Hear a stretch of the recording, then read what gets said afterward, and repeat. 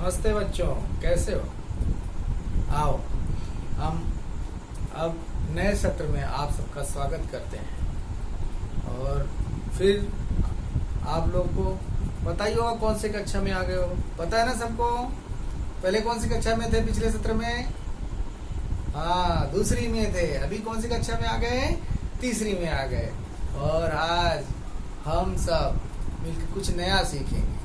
और जो पिछले साल आपकी टीचर ने सिखाया था उसके साथ में उसको ध्यान में रखते हुए और कुछ नई जानकारी प्राप्त करते हुए इस सत्र में बहुत कुछ सीखने का प्रयास करेंगे। आओ, और नए अध्याय के साथ में शुरू करते हैं। आप पता है कौन सी कक्षा में हो? आपके विद्यालय का नाम पता है, कक्षा पता है और आज दिन तारीख आपको जानकारी फिर भी बता देते हैं। हमारे विद्यालय का नाम क्या है? आरबीटी विद्यालय, हिंदी माध्यम, प्राथमिक विभाग, डोंबिवली। विचार क्या है? प्रयत्न ही सफलता का श्रेष्ठ माध्यम है। और आज तारीख कितनी है? 1 जून 2020। दिन कौन सा है? सोमवार। कक्षा तीसरी और विषय क्या है? गणित। ये देखो कितनी प्यारी पुस्तक है आपकी, बहुत ही प्यारी। देखो इसमें नन्हे मुन्ने बच्चे खेलते खेलते अपने कुछ नया सीखने का प्रयास कर रहे हैं। देखो विभिन्न प्रकार से मूल पृष्ठ है और प्रथम पृष्ठ है।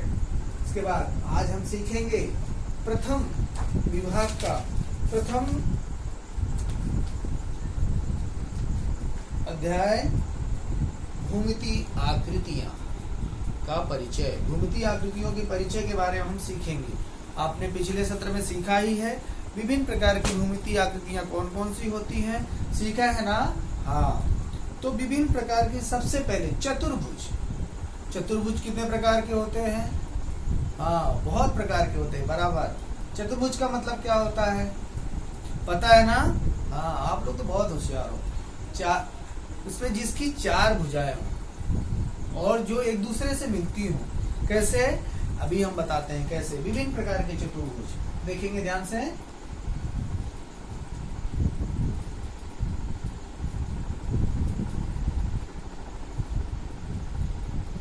विभिन्न प्रकार के चतुर्भुज जिसकी 4 भुजाएं।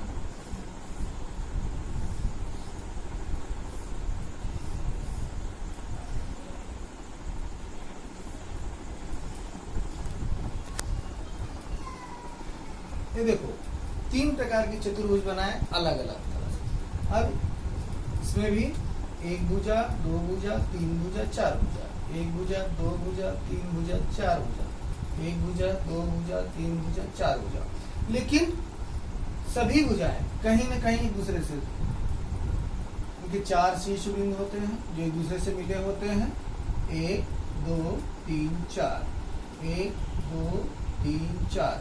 अगर 4 भुजाएं हैं और अलग अलग रहेंगी 1 2 3 4, तो ये 4 चतुर्भुज है क्या? नहीं, क्योंकि 4 भुजाएं जरूर है लेकिन ये चारों एक जगह पे मिलती नहीं है, इसलिए क्या ये चतुर्भुज नहीं है, ये गलत है। 4 भुजाओं को कहीं न कहीं एक दूसरे से एक शीर्ष बिंदु, देखो 4, एक शीर्ष बिंदु, 2 शीर्ष बिंदु, 3 4 और 4 कोना होता है।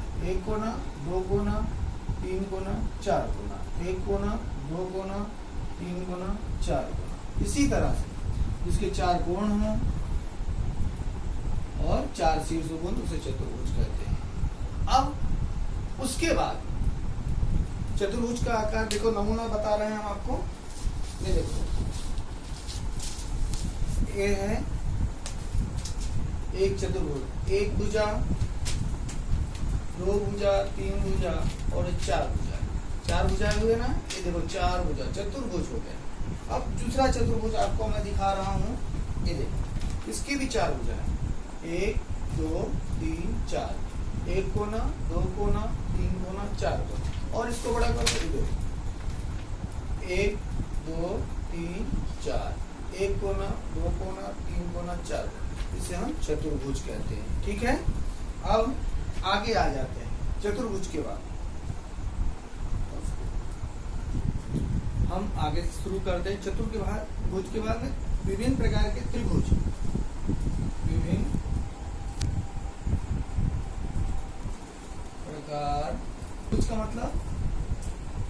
तीन भुजाएं हो। आपने समोसा देखा है, खाया भी होगा ना? अच्छा लगता है खाने के लिए। हाँ, समोसा। तो समोसा देखा कैसा रहता है? 1 2 3, इसमें 3 शीर्ष बिंदु होते हैं। 1 2 3, 1 भुजा, 2 भुजा, 3 भुजा और 3 कोण होते हैं बराबर त्रिभुज। त्रिभुज किसी भी प्रकार का हो सकता है। इस तरह से त्रिभुज 3 भुजाएं, 1 2 3, 1 2 3, 1 2 3, 1 2 3, 3 कोण, 3 भुजाएं और 3 शीर्ष बिंदु से त्रिभुज कहते हैं। वैसे ही त्रिभुज, अब उसको दिखाते हैं। ये देखिए, कागज का हमने साधारण रूप से कागज क्या किया, चतुर्भुज को बीच से काट दिया, त्रिभुज बन गया। उसमें 3 भुजाएं, 1 2 3। इसके बाद में भुजाएं, 3 शीर्ष बिंदु और 3 कोण से त्रिभुज। अब त्रिभुज अब एक बहुत बड़ी चीज है, घर में हमारे आपके देखते हैं, जैसे कि ये बैंगन, चूड़ी या कड़ा बराबर आपने देखा गोल गोल होता है। अब इसमें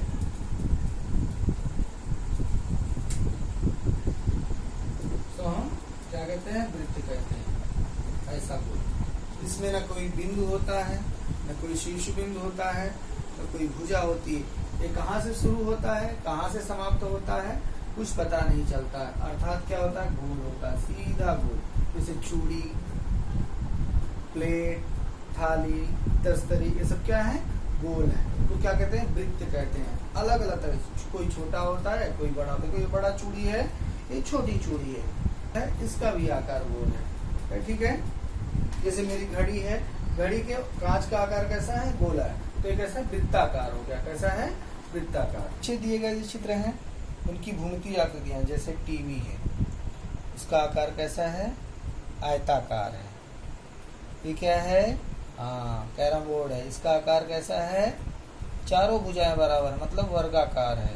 ये कैसा है, बराबर। ये क्या है, सैंडविच। सैंडविच कितने कोण है, अब ब्रेड को दो भाग में कट कर दिया तो कितना हो गया, त्रिभुजाकार बराबर। ये सैंडविच है, त्रिभुजाकार है। ये क्या है, मोबाइल बराबर। आप लोग बराबर पहचानते हैं मोबाइल। मोबाइल का आकार कैसा है, आयत के आकार के जैसा है बराबर। ये क्या है, कड़ा या चूड़ी, जो भी कह लीजिए आप। तो एक ऐसा है, वृत्त के आकार का है, गोल है बराबर। हाँ, सीधा चतुर्भुज। चतुर्भुज के अंतर्गत आयत और वर्ग आते हैं, त्रिभुज, 3 कोण, वृत्त, गोला। और हम अपने घर की विभिन्न वस्तुओं के आधार पर उनके नाम लिख सकते हैं, उनकी जानकारी प्राप्त कर सकते हैं, और उसके आधार पर अभी आपको हम उपक्रम के रूप में बताते हैं। उपक्रम, एक चित्र दिखा रहा हूं और उसके विभिन्न, देखो विभिन्न आकृतियां हैं। जैसे खिलौने वाला घर, खिलौने वाला घर है, इसमें देखो सब कुछ दिखाई देता है। ये त्रिभुज है, ऊपर का भाग आयत है, वर्ग है, वृत्त भी है। तो सब कुछ हम इस छोटे छोटे बच्चों के खिलौना जो आपके घरों में रहते ही हैं, इसके आधार पर आपके घर की रचना कैसे, खिड़की कैसा है, दरवाजा कैसे है, तो उसकी, और घर में क्या एग्जॉस्ट फैन का सेंटर कैसा है, वो सब हम देख करके इसके आधार पर विभिन्न आकृतियों की बारे में जानकारी प्राप्त कर सकते हैं और उनकी सूची बना सकते हैं। ये आपका उपक्रम के साथ में गृहकार भी रहेगा। उसके बाद में 3-3 आकृतियां जो पढ़ा है उपक्रम के रूप में, आप घर में पाए जाने वाले चतुर्भुज आकार, आयताकार, वर्गाकार, उनकी सूची बनाना है। त्रिभुज के आकार घर की वस्तुओं की सूची बनाना है, और वृत्त के आकार में घर में आपकी जो भी वस्तुएं उनकी सूची बनाना है। उपक्रम के रूप में घर का तो आकार दिखाया मैंने, उसको करना है, और गृहकार आपको मैं लिखित रूप से देता हूँ। हाँ, कॉपी पे आप अपना नाम, कक्षा, विषय और व्यवस्थित लिखिए, और उसके दूसरे पेज से आप अपना गृह कार्य का कार्य संपन्न करिए।